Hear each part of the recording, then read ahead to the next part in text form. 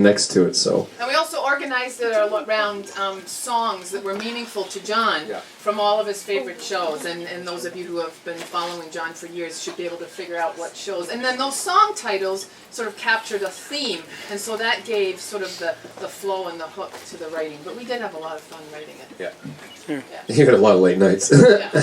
Yes. In relation to the stage work that you've done, what are some of the challenges and differences between acting here in the States and acting here?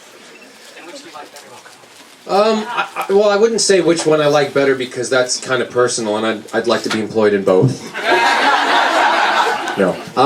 I enjoy work, so it doesn't really matter where it is. I mean, at the moment I'm in Toronto, Canada, doing How Do You Solve a Problem Like Maria for Canadian television, and I enjoy that. The differences between acting and, I mean, there's just a lot more people here. And I'll be totally blunt because I'm putting on my judge hat now. There's so many people who shouldn't be in the business because they're shit. Name one. I'm not. I don't mean that. I don't mean that as like people who are because there are people who are working who are not that good, but they've been lucky and that's great. But I'm talking about people who are my age and still studying. I kind of don't. That doesn't follow my line. By a certain age, you should really know how to do it, and if you don't, then think of something else. Because those are the people who usually. If you're happy doing that, that's great, totally great. No, really, if you're happy. But if you're bitter and you find that you're bitching about a lot of people, change the plan.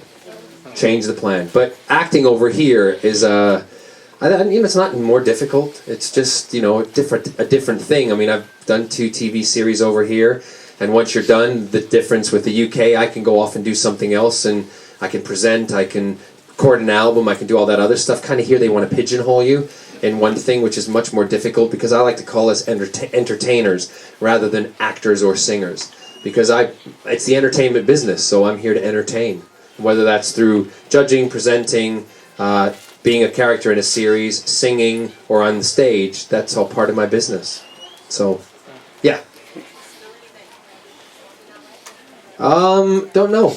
You'll have to ask my manager back there, the big gay one on the box. Teresa Tall, you're very tall tonight. Yes. Yeah, we've read about your relationship with Scott, which is very, very strong and has obviously succeeded through the success that you've had. Yeah. How's he coping with your stardom? Right now. Yeah, he's going around. We need gas money to go to San Diego today.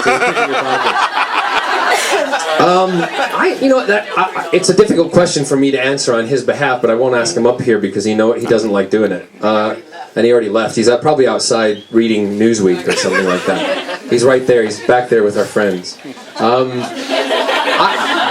If I'm wrong, Scott, just shout. I don't think it bothers him, because he said before to me that he is happy when I'm happy.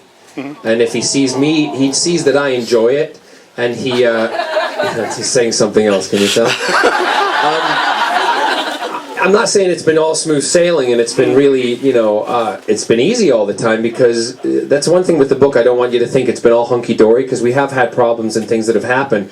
But the difference the way I look at it and what I've learned from my mother and father is, if you really care about the person, if there's a little hump in the road and something goes wrong, do you love them enough to dump them, or do you love them enough to work through it and continue and move on from it and start either with a clean slate or just, that was a bump and we move on, that's life. And we've chosen to do that, and I think that's how it's gone for, 15 or going on 16 years.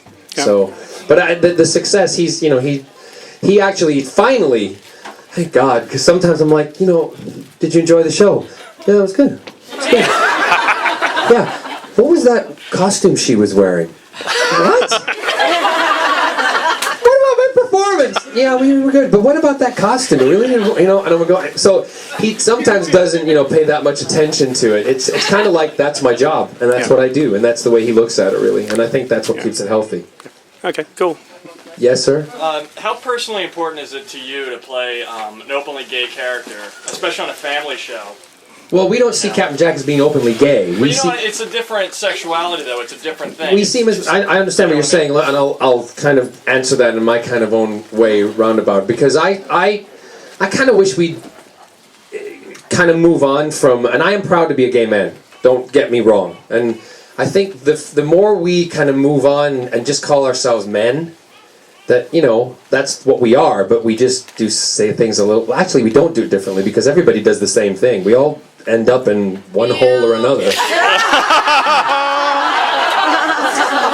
No, do you know what I mean? So, but anyway, with Captain Jack, I think I'm proud to play Captain Jack. The whole omnisexuality of him and the fact that he has a relationship with Yanto and still fancies other people. It's great because the British public really don't care. I mean, they look at it as just being a relationship, and they like, you know, that. I say this all the time, and I'm sorry if you've heard it before, and I repeat myself. I went to a signing. I'm going to Comic-Con. That's why we're going to San Diego tonight. So tomorrow, yeah, if I look tired, you'll know why. I'll be like, this is the car! And there's 7 of us in it with lots of snacks, so you'll hear a lot of paper rustling. One of the proudest moments for me, really, was the fact when a father brought his young son up to have an autograph, and he said, you know, to his son, let's just call him Tim, do you want an autograph from Captain Jack? And he said, yeah, Dad, I don't care if he likes boys, he's still my hero. So that, for me, it's not kids who have the problem, and family viewing, you know, families are very different. Families can be 2 guys, 2 girls with kids, 1 single parent, and that's the one thing that I love about Russell, about the BBC, about Torchwood, Doctor Who. We actually tackle issues that are current, that we all deal with. You know, we don't sugarcoat anything. You know, we deal with all that stuff, and kids appreciate that. They appreciate being talked to like adults. You know, it's like my niece and nephew, when we were talking to them about the book, and they were talking for the documentary, funnily enough, you know, Turner, my nephew, was like, he was asked a question about, you know, Claire said, you know, we've known nothing different than Uncle John and Scott. That's it. So, you know, when people would say things to them at school about gay people or fag or whatever, they'd be like, we don't get it, because that's not our Uncle John. She thought everybody did. She thought everyone had a gay uncle. Honest to God, she did. She did. That was the most shocking to her, that everybody didn't have one. You know, like a Barbie doll. I'll do one more and then we're done. Then we got to finish. You already have the gentleman here. I know this. Yeah. What was it like working on a Mel Brooks film? It was interesting.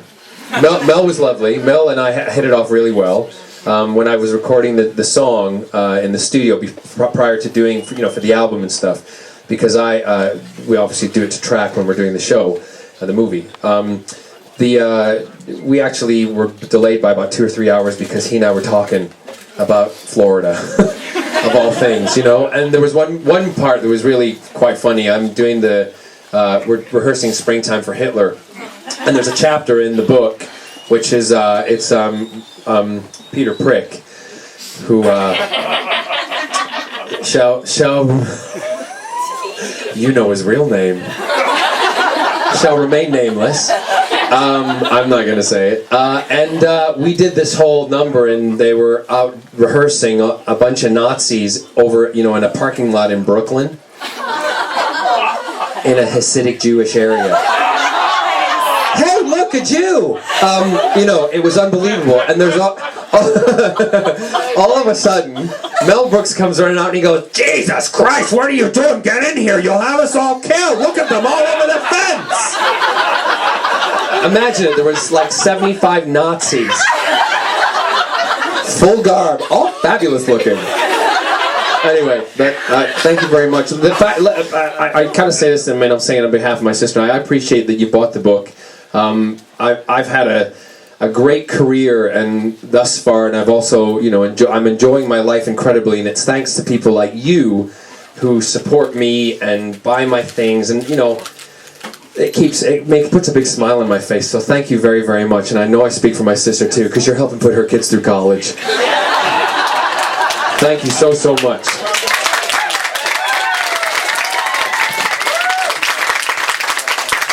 All right, you guys. So this is the tricky part. We're gonna sign in the back, but everybody's gonna file around this way. All right, and they're gonna follow.